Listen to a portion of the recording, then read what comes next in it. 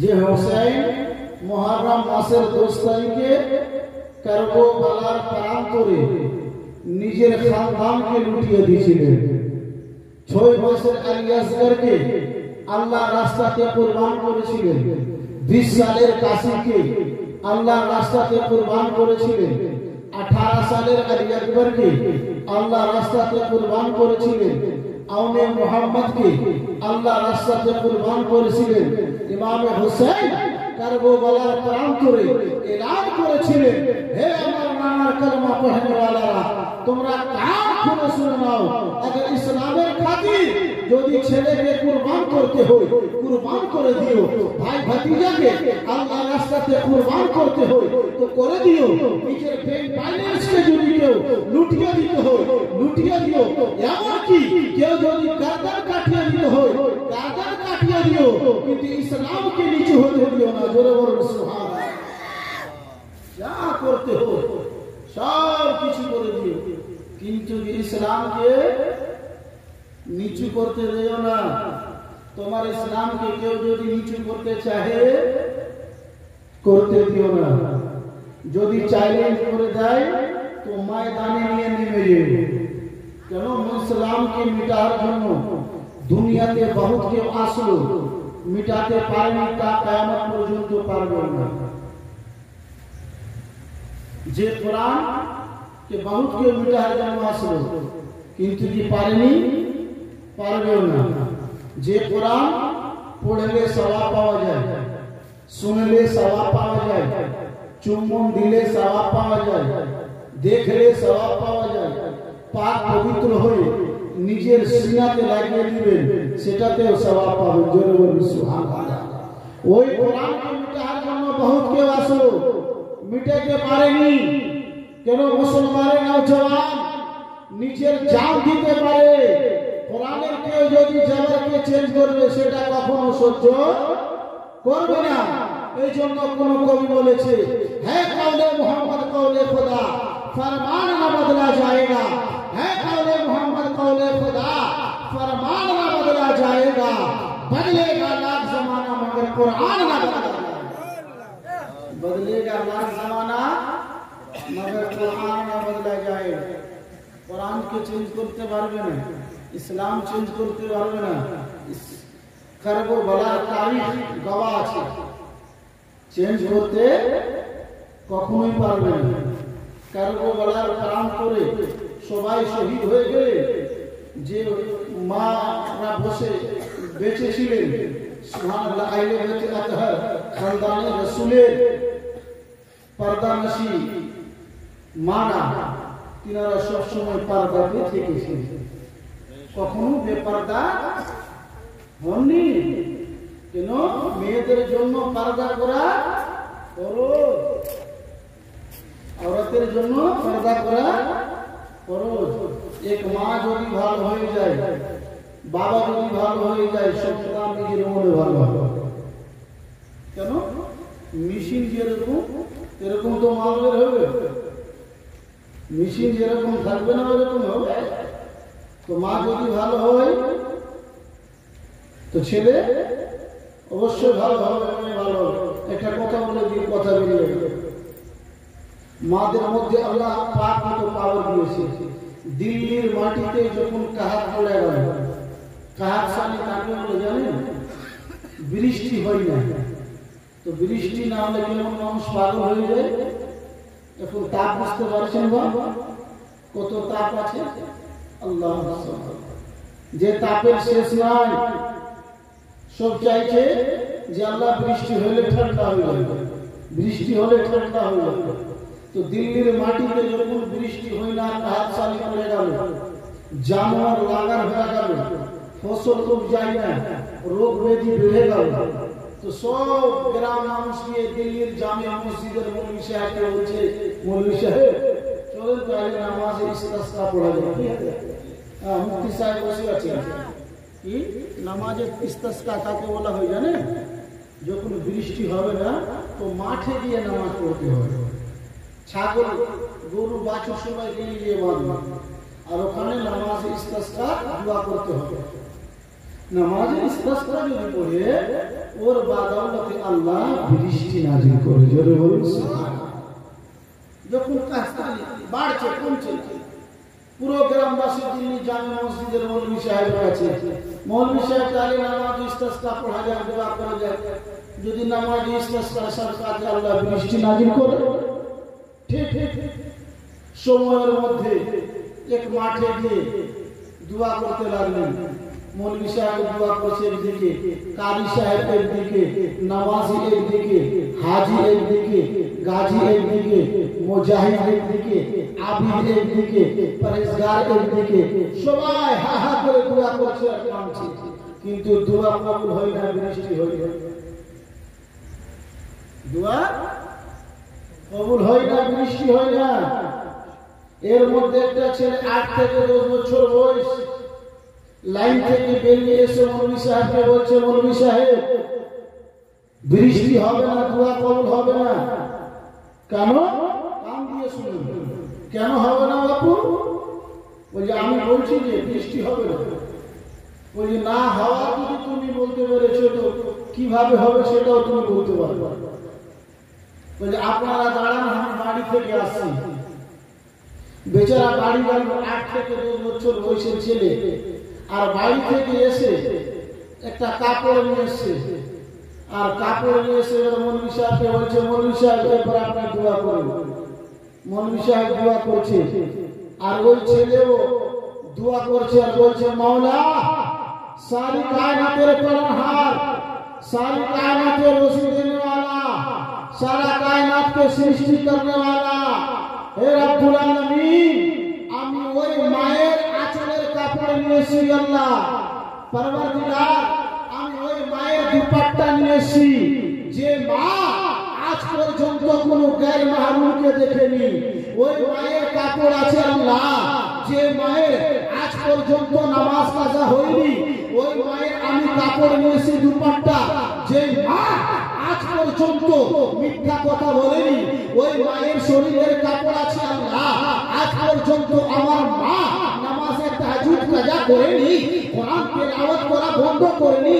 আল্লাহ আমার মায়ের শরীরের ওই দুপাট্টার সাথে তুমি বৃষ্টি নাজিল করে দাও। এই কথা বলার মাত্র হা হা করে আসমান থেকে বৃষ্টি পড়তে আরম্ভ হয়ে গেল। দেখলেন 100টা মৌলভী সাহেব একদিকে দোয়া করছে, কারি সাহেব একদিকে দোয়া করছে, মুফতি সাহেব একদিকে দোয়া করছে, আর ওই ছেলে কি বলছে, আল্লাহ ওই মায়ের শরীরের কাপড় দুপাট্টা যে মা কোনদিন খারাপ কাজ করেনি, ওই মায়ের দুপাট্টার সাথে আল্লাহ তুমি বৃষ্টি দিয়ে দাও। তো মায়ের শরীরের দুপাট্টাতে যদি এত ক্ষমতা হয় বাপ, তো মায়ের জুবানে কত ক্ষমতা হবে? জোরে বলো, মায়ের জুবানে গেলে কত ক্ষমতা হতে পারে? তো মা যদি হয় মায়ের মতো মা হলে হবে, মায়ের মতো মা যদি হয় তো দোয়া করবে কারেন্টের মতন, আর সে লাহি থেকে টাকা হয়ে যাবে।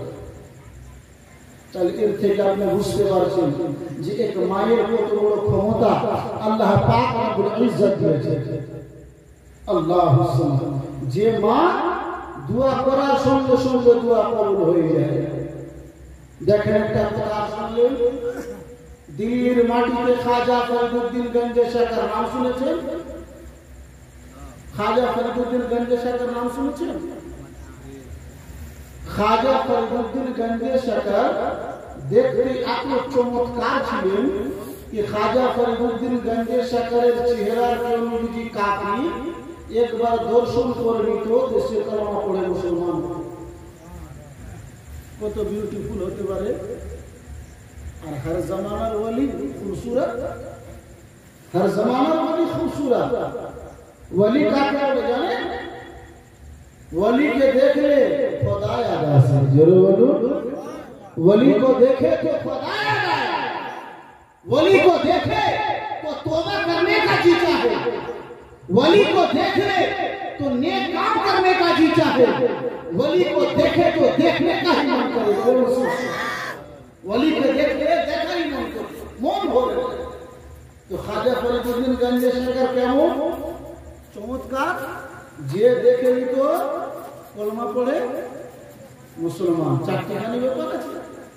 মৌলভী সাহেবরা 50 বছর বয়স হয়ে গেল, 15 বছর ধরে মাদ্রাসাতে পড়লে একটা গায়ের মুসলিমকে কলমা পড়াইতে পারলে না। পারছি কি? আপনারা কোন হিন্দুকে মুসলমান বানিয়েছেন? হ্যাঁ, আমি তো হ্যালো প্রমাণ দেখে, কিন্তু কিরানদের চেহারাতে কি থাকে দেখলে কলমা। জোরে বলুন, শুনুন কেন এত ভালো হলো সেটাও জানার বিষয় আছে। তো দিল্লির মাটিতে যে রাস্তা দিয়ে যেতেন, যে পথ দিয়ে যেতেন, কাফির দেখতো কলমা পড়ে মুসলমান হয়ে যেত। শিকায়ত পৌঁছে গেল কার কাছে? বাদশার কাছে। এমন একটা ফকির এসে দিল্লির মাটিতে, ऐसा फकीर आया है जो उसको देख लेता है कलमा पढ़कर मुसलमान हो जाता है।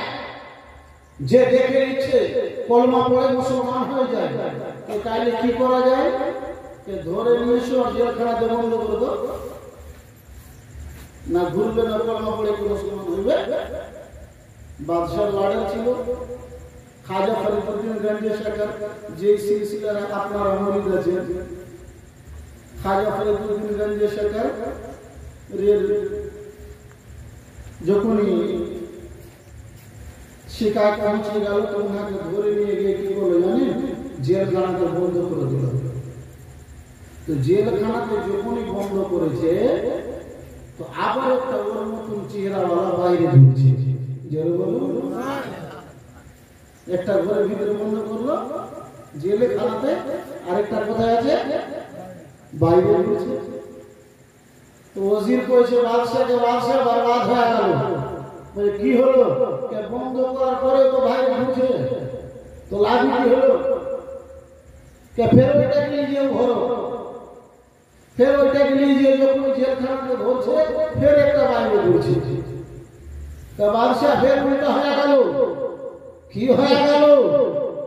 ভিতরে ধরছি, তাও ভিতর বাইরে একটা থাকছে।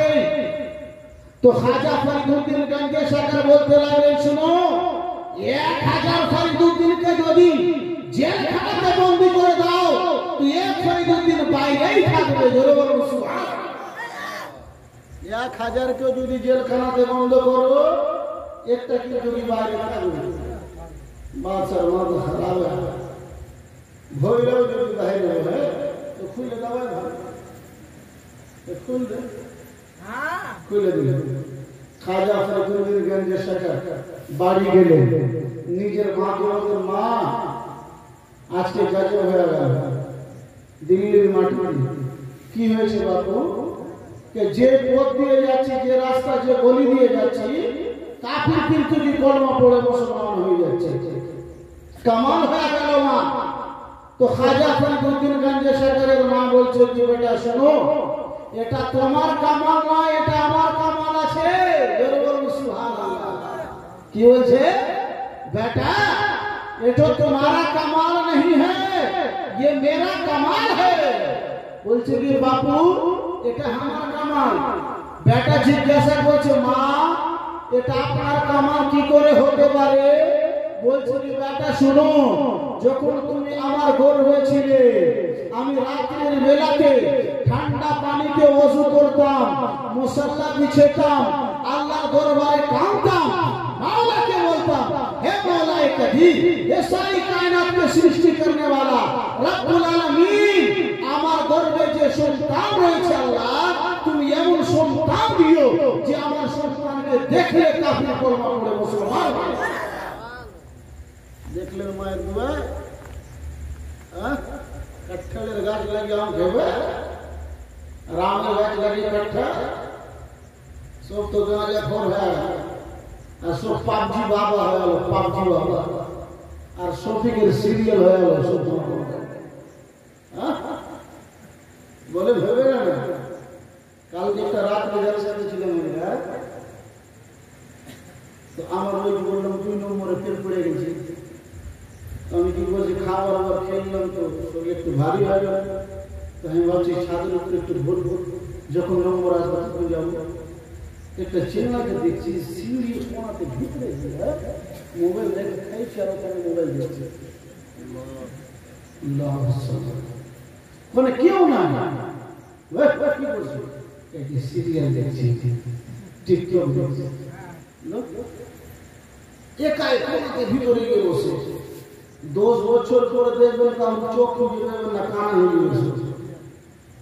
মোবাইল চালাতে চালাতে সব কানা হয়ে যাবে। যদি ওই সময়টা খাজা মসউদে মিল্লাতের যদি আপনি মানকাবাত ওর কানে শুনাইতে, যার সাথে জুড়ে যদি কোনো বড় বুজুর্গানে ওয়াকিয়া হায়াত দিতে, তোর মোহাব্বত ওর ইশক বেড়ে যেত। খারাপ সিস্টেমে তৈরি হয়েছে যে মুফতি সাহেব, মুফতি মুলাদা সাহেব দোয়া দিন তো হার বেটা ताड़ी खाओ का छाड़े ना छाड़े पगला वही वही আপনি যদি ভালো হন, আমি যদি ভালো হই তো সন্তান ভালো হবে। হযরত ইমাম হোসেন ইবনে কারবালার প্রান্তরে খানদানকে লুটিয়ে দিলেন না। যে ইমাম হোসেনের মায়ের নাম হচ্ছে ফাতেমাতুজ জাহরা, যে ফাতেমাতুজ জাহরা রাদিয়াল্লাহু তাআলা আনহা এক সাজদা করত, দ্বিতীয় সাজদাতে সকাল হয়ে যেত। মা ফাতেমাতুজ জাহরা নিজের আঁচলকে উঠাইতেন, বলতেন মাওলা এমন একটি ছোট রাত তৈরি করেছো যে তোমার ফাতেমা দিল খুলে ইবাদত করতে পারে না। আল্লাহ এমন একটি তুমি লম্বা রাত তৈরি করো যে তোমার ফাতেমা দিল খুলে ইবাদত করতে পারে।